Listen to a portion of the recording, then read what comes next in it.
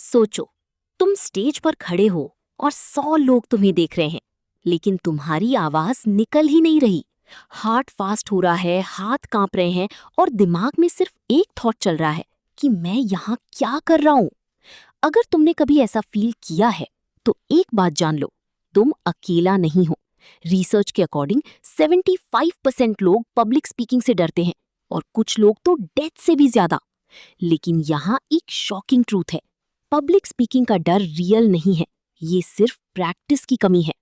और इस बुक का सबसे पावरफुल रूल ये है कि पब्लिक स्पीकिंग सीखने का सिर्फ एक तरीका है, और वो है बोलना। थोड़ा सोचो, अगर तुम स्विमिंग सीखना चाहते हो, तो क्या तुम सिर्फ वीडियोस देखकर सीख जाओगे? नहीं, तुम्हें पानी में उतरना पड़ेगा। और पहले दिन तुम घबराओगे, पानी मुंह में जाएगा, लेकिन धीरे धीरे तुम कंफर्टेबल हो जाओगी और कुछ टाइम बाद कॉन्फिडेंटली स्विम करोगी। एग्जैक्टली वैसे ही पब्लिक स्पीकिंग भी काम करती है। लेकिन यहाँ एक प्रॉब्लम है, लोग बोलते ही नहीं। वो वेट करते हैं परफेक्ट मोमेंट का, कॉन्फिडेंस का और प्रेपरेशन का, और इसी वजह से वो कभी स्टार्ट ही नहीं करते। अब एक इंपॉर्टेंट बात समझो, पब्लिक स्पीकिंग सिर्फ बोलना नहीं है, ये लोगों की दिमाग और इमोशंस को इन्फ्लुएंस करना है। और यही रीजन है कि दुनिया के पावरफुल लोग ग्रेट स्पीकर्स होते हैं। अब सवाल आता है, लोग डरते क्यों हैं? इसका सिंपल आंसर है कि उनके पास बोलने के लिए कुछ होता ही नहीं। और जब तुम्हारे पास क्लैरिटी नहीं होती, तो तुम्हारा दिमाग खुद ही नेगेटिव थॉट से भर जाता है, जैसे मैं फेल हो जाऊंगा, लोग हंसेंगे, मैं भूल जाऊंगा। और यही जगह 90% लोग फेल हो जाते हैं। इसका सोल्यूशन सिंपल है, हैव समथिंग टू सी। जब तुम्हें पता होता है कि तुम क्या बोलने वाले हो, तो तुम्हारा कॉन्फिडेंस ऑटोमेटिकली बढ़ जाता है। एक छोटी सी सिचुएशन इमेजिन करो, एक बंदा स्टेज पे जाता है और बिना प्रिपेयर किए बोलना स्टार्ट करता है। 2 मिनट बाद वो रुक जाता है, क्योंकि उसे समझ ही नहीं आता कि क्या बोलना है। अब दूसरा बंदा सेम स्टेज पर जाता है, सेम ऑडियंस होती है, लेकिन वो प्रिपेयर्ड होता है। उसे पता होता है क्या बोलना है और कैसे बोलना है। रिजल्ट बिल्कुल अलग होता है। सेम स्टेज होता है, लेकिन आउटकम कंप्लीटली डिफरेंट होता है। और इस डिफरेंस का रीजन सिर्फ प्रेपरेशन। अब एक और पावरफुल कॉन्सेप्ट समझो, लिसनिंग। मोस्ट लोग सिर्फ बोलते हैं लेकिन सुनते नहीं।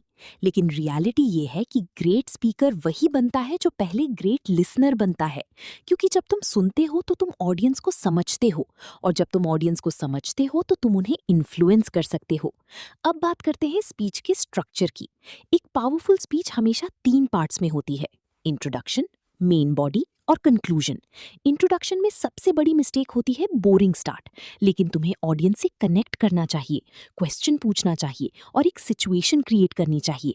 मेन बॉडी में तुम्हें स्टोरीज, एग्जाम्पल्स और डेटा यूज करना चाहिए, क्योंकि लोग फैक्ट्स भूल जाते हैं लेकिन स्टोरीज याद रखते हैं।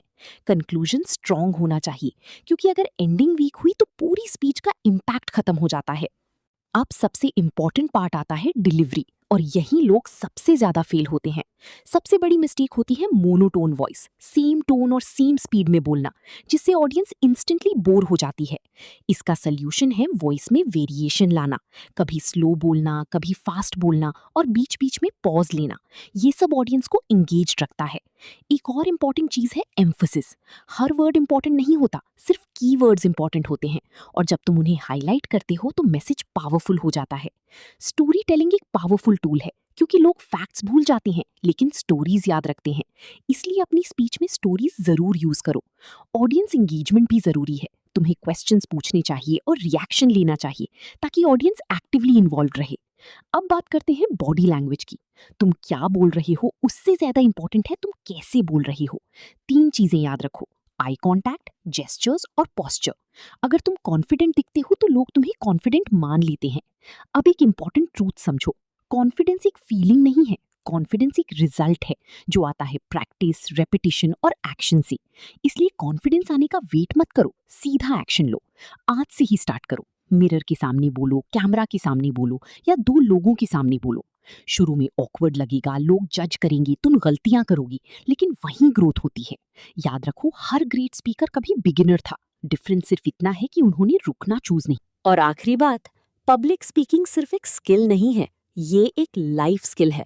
अगर तुम बोलना सीख गए तो तुम इन्फ्लुएंस करना सीख जाओगे, और अगर तुम इन्फ्लुएंस करना सीख गए तो तुम लाइफ में कुछ भी अचीव कर सकते हो। इसलिए डर से मत भागो, उसे फेस करो, क्योंकि फियर तब तक रहेगा जब तक तुम उसे फेस नहीं करते। और जब तुम फेस करते हो तो वही फियर तुम्हारी सबसे बड़ी स्ट्रेंथ बन जाता है।